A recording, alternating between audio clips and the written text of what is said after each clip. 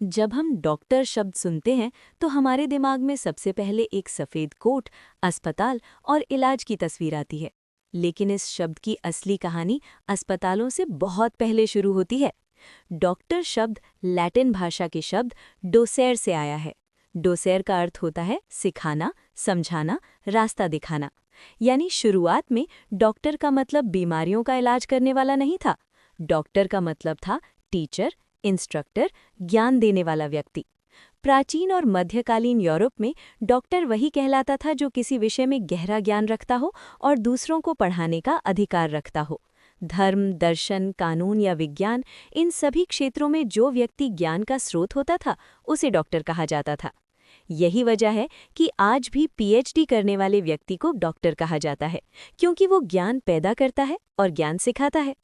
बाद में जब चिकित्सा विज्ञान विकसित हुआ, तब शरीर और रोगों को गहराई से समझने वाले लोगों को भी डॉक्टर कहा जाने लगा, क्योंकि वे सिर्फ इलाज नहीं करते थे, बल्कि शरीर को समझते थे और दूसरों को समझाते थे कि बीमारी कैसे होती है और उससे कैसे बचा जाए। इस तरह डॉक्टर शब्द का मतलब धीरे धीरे इलाज से जुड़ गया, लेकिन उसकी जड़ आज भी वही है, सिखाना। इसलिए तकनीकी रूप से देखें तो पीएचडी डॉक्टर ज्ञान के डॉक्टर हैं और एमडी डॉक्टर शरीर और स्वास्थ्य के डॉक्टर। लेकिन दोनों की जड़ एक ही है, डोसेर। यानी असली डॉक्टर वो है जो अंधेरे में रोशनी देता है, चाहे वो दिमाग का अंधेरा हो या शरीर का। और शायद इसी वजह से डॉक्टर सिर्फ एक प्रोफेशन नहीं, बल्कि एक जिम्मेदारी है।